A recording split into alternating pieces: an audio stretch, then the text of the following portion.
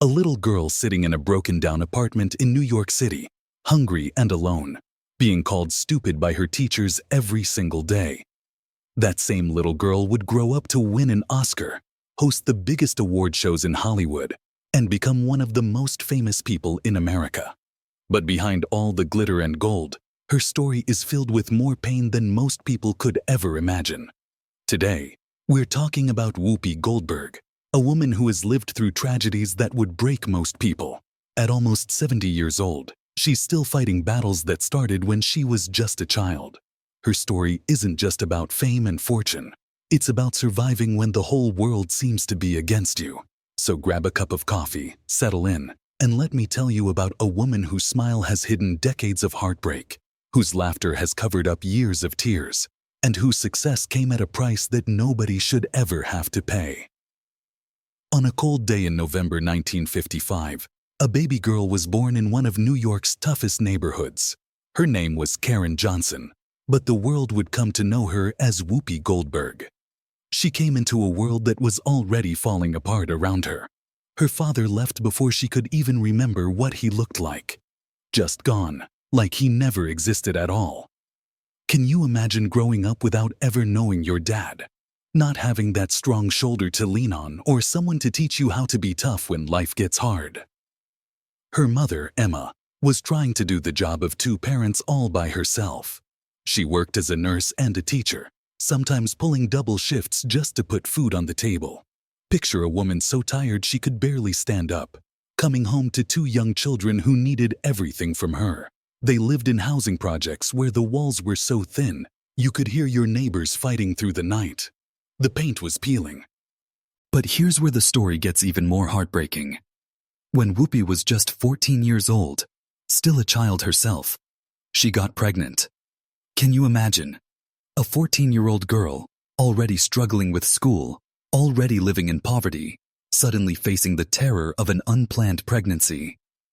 With nowhere to turn and no one to help her, she tried dangerous home remedies that almost killed her. She nearly died trying to end that pregnancy because she was so desperate and scared. The next year, when she was 15, it happened again. This time, she was lucky. The law in New York had just changed, and she could get safe medical care that saved her life. These experiences carved deep scars into her soul, but they also lit a fire inside her. She promised herself that no other young girl would ever have to feel that scared and alone. Years later, she would become a fierce advocate for women's rights, using her pain to help others. After dropping out of school, Whoopi's life became a nightmare that seemed like it would never end. With no diploma and no skills, she had nowhere to go and nothing to fall back on. The world felt like it was crushing her from every direction. That's when she found drugs. In the haze of the 1970s, she started using everything she could get her hands on. LSD, heroin, anything that would make the pain go away, even for a little while. At first, it felt like freedom, like finally escaping from all the hurt and shame. But that freedom was just an illusion. The drugs didn't solve anything. They just made everything worse. Whoopi found herself trapped in a cycle where she'd get high to forget her problems, then crash down even harder when the drugs wore off. She was drowning, and every time she tried to swim to the surface, the waves pulled her back down. But somewhere deep inside, there was still a spark that refused to die. Slowly, painfully, she started to fight, and her way back to the surface. Getting clean wasn't easy. It was like climbing a mountain with her bare hands while rocks kept falling on her head. She stumbled and fell more times than she could count, but she kept getting back up. When she finally broke free from addiction, she learned something that would stay with her forever. Running away from pain doesn't heal you. Only facing it head-on can set you free. After getting clean, Whoopi became a wanderer, moving from city to city, trying to find her place in the world. She ended up in California, where she worked every job you can imagine just to survive. She waited tables in dinners where the tips barely covered bus fare. She laid bricks until her hands were raw and bleeding. She even worked in a funeral home, putting makeup on dead people. a constant reminder of how close she'd come to death herself. She also started teaching acting and comedy classes. One of her students was a young woman named Courtney Love, who would later become famous herself. Teaching wasn't glamorous, but it kept Whoopi connected to the thing she loved most: performing. Then in 1978, something happened that would haunt her for years. Whoopi was in San Diego when she looked up and saw something that still gives people nightmares: 2 airplanes crashing into each other in the sky. She watched pieces of metal and fire rain down from the clouds like deadly confetti. That single moment destroyed her ability to fly. For the next 13 years, just the thought of getting on an airplane would make her break out in cold sweats and panic attacks. While other actors could jet around the country for auditions and movie roles, Whoopi was stuck traveling by bus, mile after endless mile, because the sky had become her prison. It took incredible courage to finally get on a plane again. When a job opportunity came up that she couldn't reach by bus, she had to choose between her fear and her dreams. The night before that flight, she was shaking and sweating like she was about to die. But she got on that plane anyway, gripping the armrests so tight her knuckles turned white, proving to herself that even the deepest fears can be conquered. All these years of struggling and surviving weren't wasted. They were building something inside Whoopi, a strength that couldn't be broken, a determination that wouldn't quit, and a voice that was getting ready to change the world. In 1982, Whoopi finally got her first real break in a small movie called Citizen. It wasn't much, but it was a start. Then in 1983, she created a one-woman show that was unlike anything anyone had ever seen. She told stories that made people laugh and cry at the same time, playing different characters that felt so real you forgot you were watching just one person. The show was so powerful that it moved to Broadway, where Whoopi performed 156 sold-out shows. Night after night, she poured her heart and soul onto that stage, transforming all her pain into something beautiful.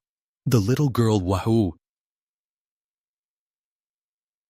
Ho was once called stupid, was now making New York audiences rise to their feet in thunderous applause. But success came with its own kind of pain. Performing the same show every night was exhausting. Her throat burned, her body ached, and sometimes she would sit in her dressing room after a show, looking in the mirror and wondering if she could keep it up. Then came the role that would change everything. In 1985, Steven Spielberg cast her as Celie in The Color Purple, a movie about a woman who suffers terrible abuse but never loses her spirit. Whoopi didn't just act in that role, she lived it, bringing every painful memory from her own life to make Celie real. The movie was nominated for 11 Academy Awards, and Whoopi herself was nominated for Best Actress. The girl who had dropped out of school at 16 was suddenly standing among Hollywood's biggest stars. But even with all that recognition, the old doubts crept back in. Did she really belong here? Was she good enough to be in the same room as these famous actors? The pressure was enormous. Every interview, every red carpet event, every moment in the spotlight felt like a test she might fail. The world was watching, and she was terrified of letting everyone down. But Whoopi kept pushing forward. In 1990, she starred in Ghost as Oda Mae Brown, a role that mixed comedy with deep emotion in a way that touched millions of hearts. When she won the Oscar for Best Supporting Actress, she became only the second Black woman in history to win that award. Standing on that stage, holding that golden statue, she had officially made it to the top of Hollywood. Yet even in that moment of triumph, something felt empty. After the cameras stopped rolling and the applause died down, she went back to her hotel room alone. The Oscar gleamed on the table, but the silence in the room felt louder than all the cheering. The hits kept coming. Sister Act in 1992 made her an international superstar, turning her into a household name that children around the world knew and loved. But with each new level of fame came new pressures. The schedule was brutal, the expectations were sky high, and the constant smiling for cameras was exhausting. "People think it's all laughter," she once said, But sometimes it's just tiredness wearing a smile costume. In 1994, she made history again by becoming the first Black woman to host the Academy Award solo. It was a huge honor, but also a huge burden. Every joke she told, every word she said, was analyzed by critics looking for reasons to tear her down. The weight of representing all Black women in that moment was almost too much to bear. Through all these years of success, Whoopi was building an incredible career. But she was also learning that fame couldn't fill the empty spaces in her heart. The spotlight was bright and warm, but when it turned off, the darkness felt even darker than before. When Whoopi was just 18 years old and still struggling with addiction, she married a man named Alvin Martin. She was barely an adult, scared and alone, looking for someone to save her from drowning in her own life. Alvin had. Those years were some of the hardest of her life. She was both mother and father, provider and protector, all while still trying to figure out who she was herself. They were so poor that her daughter later said, "We were poor to the point where I didn't even know we were poor because it was just normal." Every night, Whoopi would sit by her daughter's bed, whispering promises in the dark. Promises that Alex would never feel as unwanted or unprotected as she had felt growing up. But making those promises and keeping them were two different things. Then, like a cruel echo of her own past, history repeated itself in 1989. Alex, at just 16 years old, got pregnant. Whoopi, who was just starting to taste success in Hollywood, suddenly became one of the youngest grandmothers in the entertainment industry. The pain of watching her daughter go through the same struggles she had faced was almost unbearable. All those years of trying to break the cycle, all those promises whispered in the dark, and here they were, living through the same nightmare again. "I wanted to protect her from my mistakes," Whoopi admitted later. And yet, here we were, living them again. But this time was different. This time, Whoopi had resources and determination. She worked harder, pushed herself further, and made sure that Alex and her baby would never face the kind of desperate poverty she had known. She became not just a mother and grandmother, but a shield against the world's cruelty. After her first marriage ended in divorce, Whoopi tried to find love again. Twice. In 1986, she married David Klassen, a cinematographer from the Netherlands. It seemed like it might work. Her fiery personality balanced by his calm nature, her loud voice complemented by his quiet strength. But Hollywood is a monster that eats relationships for breakfast. As Whoopi's career took off like a rocket ship, their quiet life together got lost in the chaos. Long hours, constant travel, and the pressure of fame slowly pulled them apart. By 1988, just 2 years later, they were divorced. 6 years passed before Whoopi tried marriage again. In 1994, she wed Lyle Trachtenberg, an actor and union organizer. This time, she thought she was older and wiser, ready to make it work. But the marriage lasted less than a year, crumbling before it even had a chance to grow roots. Later, Whoopi would admit something that surprised a lot of people. "I never really wanted to be married. People think I did it for love, but truth is, I did it because I thought that's what you were supposed to do." It wasn't that she couldn't love or be loved. It was that her spirit was too wild, too independent, too scarred by years of survival to fit into the traditional mold of a wife. She had learned to depend on herself when nobody else was there, and changing that was harder than learning to act or telling jokes.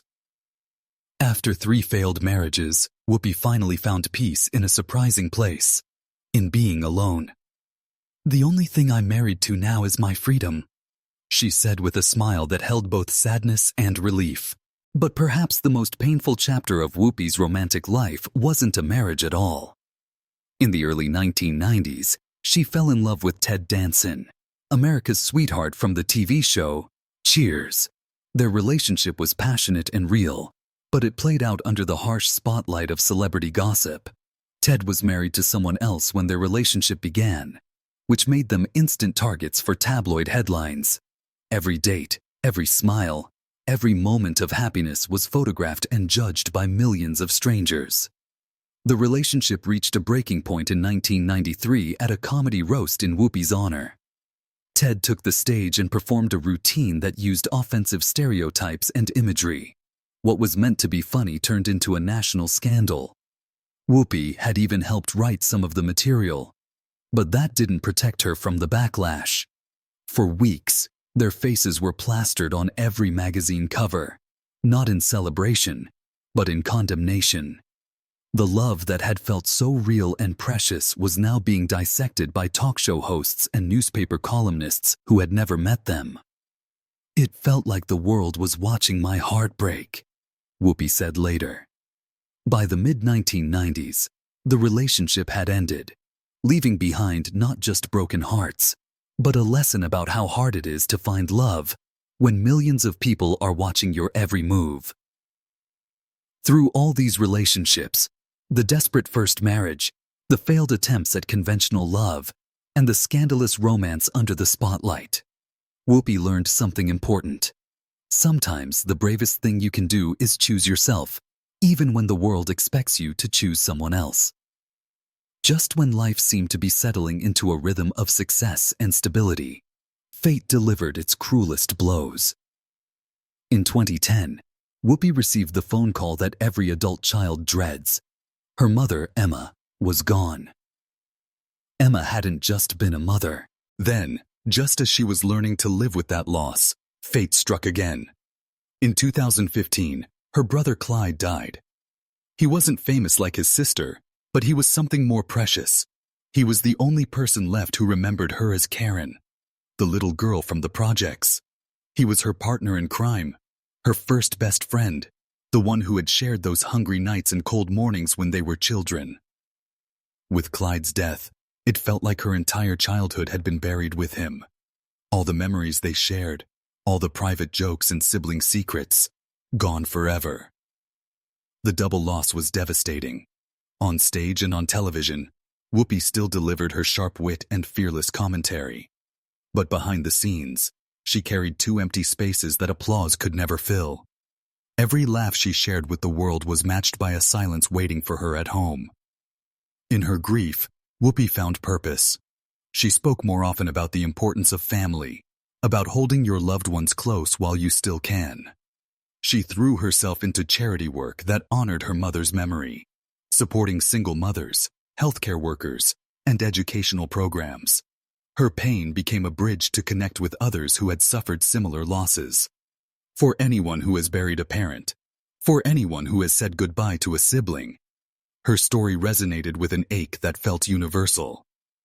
After losing the two people who had known her longest, Whoopi entered her 60s carrying a loneliness that no amount of fame could cure. She thought she had survived the worst that life could throw at her. But then her own body became the enemy. For years, she had battled endometriosis, a condition that twists a woman's body into quiet agony. She suffered in silence for too long, navigating a medical system that often dismisses women's pain as normal, or just part of life. Too many of us are left to think the pain is just something we have to live with, she said, breaking her silence not for pity, but to help other women understand they don't have to suffer alone. But nothing could have prepared her for what happened in 2018 and 2019. What started as a stubborn cough and fatigue turned into a life-threatening crisis. Pneumonia spread through her lungs. Infection poisoned her blood. In the hospital, surrounded by beeping machines and worried faces, doctors gave her odds that no one wants to hear. "You have a 30% chance," they said. 30%. The number echoed in her mind like a countdown timer. All her fame, all her awards, all her money, none of it mattered now. In that sterile room with tubes draining fluid from her chest, she came face to face with death itself. "I came very close to leaving here," she confessed after her recovery.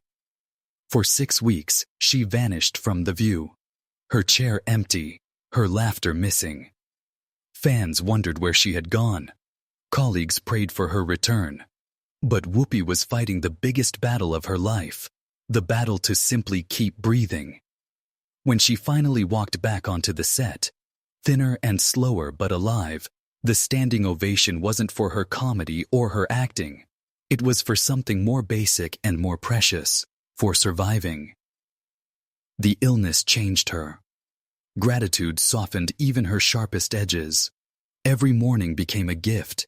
Every shared laugh became a blessing. Every breath became a reminder of how fragile life really is. Health is not promised, she reminded her audience. Time is not infinite. Every breath is a privilege.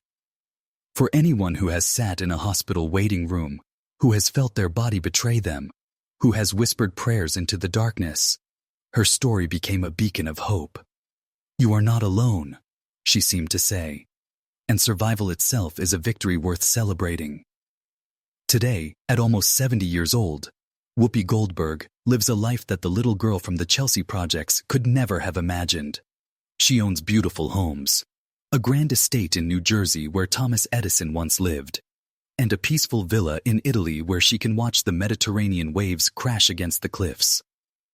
Her estimated worth of around $30 million isn't the flashy kind of wealth that some celebrities flaunt. Instead, it's the practical wealth of someone who remembers what it feels like to go hungry. She doesn't collect fancy almos, sigh cars, or throw extravagant parties. Her wealth is about security and independence, the freedom to choose how she spends her days. Her daughter Alex has built her own successful career as a producer and actress. Through Alex, Whoopi became a grandmother in her 30s and later a great-grandmother. Family gatherings at her New Jersey home often overflow with multiple generations, living proof that the cycle of poverty and struggle has been broken. She continues to work, appearing daily on The View, where her voice remains as sharp and uncompromising as ever. She's also preparing for Sister Act 3, bringing back the character that made millions of people around the world fall in love with her. In 2025, she launched a women's sports network, using her platform to amplify voices that have been ignored for too long. But underneath all the success and comfort, the losses remain.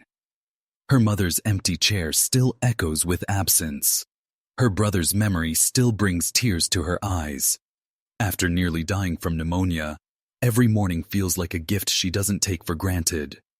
Every breath is a gift, she says, and it's not just a line for the cameras. It's the truth of a woman who has stood too close to death to ever forget how precious life is. Her romantic life remains her own choice. After 3 failed marriages and very public relationships, she has chosen independence over companionship. I don't want somebody in my house, she says with a laugh, but there's wisdom in that choice. She has learned that being alone is not the same as being lonely. Instead of romantic love, she pours her heart into friendships, into her family, and into the causes she cares about. She fights for women's health care, LGBTQ rights, and cannabis advocacy. Each cause is stamped with purpose rather than profit, a way of using her influence to help people who don't have a voice. The woman who was once labeled stupid has become one of the few people to achieve EGOT status, winning an Emmy, Grammy, Oscar, and Tony Award. But perhaps more importantly, she has become a voice for people who feel voiceless, a survivor who proves that where you start doesn't determine where you finish. Looking back at Whoopi Goldberg's 70 years of life, what strikes you most isn't the trophies or the money or even the fame. It's the sheer act of surviving when everything seemed designed to destroy her. She survived poverty that left her hungry and cold. She survived teachers who called her stupid. She survived teenage pregnancies that almost killed her. She survived addiction that could have swallowed her whole. She survived failed marriages and public scandals. She survived the deaths of the people she loved most. She survived her own body turning against her. But more than just surviving, she transformed every wound into wisdom, every scar into strength, every loss into love for others facing similar battles. Her story isn't perfect. She would be the first to tell you that. She's made mistakes, said things she regrets, stumbled more times than she can count. But that's what makes her story so powerful. She proves that you don't have to be perfect to be extraordinary. You don't have to have all the answers to make a difference. You just have to keep getting up every time life knocks you down. The little girl who once sat in a broken classroom, being told she would never amount to anything, grew up to break barriers that seemed unbreakable. She opened doors for other Black women in Hollywood. She used her platform to fight for people who couldn't fight for themselves. She turned her pain into purpose and her struggles into strength. At almost 70, Whoopi Goldberg carries scars from battles that would have destroyed weaker souls. But she also carries something else. Hope. Hope that tomorrow can be better than today. Hope that speaking your truth, even when it's difficult, is worth it. Hope that survival is not just about enduring, but about thriving. Her legacy isn't just in the movies she's made or the awards she's won. It's in every young person who sees her story and thinks, if she can make it, maybe I can too. It's in every woman who refuses to accept that's just how it is when facing discrimination. It's in every person who chooses to speak up rather than stay silent. The tragedy of Whoopi Goldberg isn't that she suffered. We all suffer. The tragedy is that she had to fight so hard for things that others take for granted: respect, love, security, and the simple right to be heard. But perhaps the greater story is not the tragedy, but the triumph. The triumph of a spirit that refused to be broken, a voice that refused to be silenced, and a heart that refused to stop caring. If you've made it this far in her story, it means something about Whoopi Goldberg has touched your heart. Maybe it was her humor in Sister Act that made you laugh when you needed it most. Maybe it was her courage in The Color Purple that helped you face your own struggles. Maybe it's her honesty on The View that makes you feel less alone in your opinions. Whatever it was, her story reminds us that being human is both the most difficult and most beautiful thing we can be. We all have scars. We all have stories. We all have the choice between letting our pain defeat us or using it to fuel our growth. So here's what I want you to do. If Whoopi Goldberg's story has moved you, if it's made you think differently about survival and strength, hit that like button. Share this video with someone who needs to hear that it's possible to rise from the ashes of a broken childhood. Subscribe to our channel because we're going to keep telling stories of real people who have faced real struggles and found real strength. In the comments below, tell us which part of Whoopi's story resonated most with you. Was it her childhood struggles? Her rise to fame? Her losses? Her health battles? Your story matters too, and sharing it might be exactly what someone else needs to hear today. Remember, the most powerful stories aren't about people who never fell down. They're about people who got back up every single time. Whoopi Goldberg's story is proof that no matter where you come from, no matter what people say about you, no matter how many times you stumble, you have the power to write your own ending. Thanks for watching, and remember, your story isn't over yet. Keep writing it, one day at a time.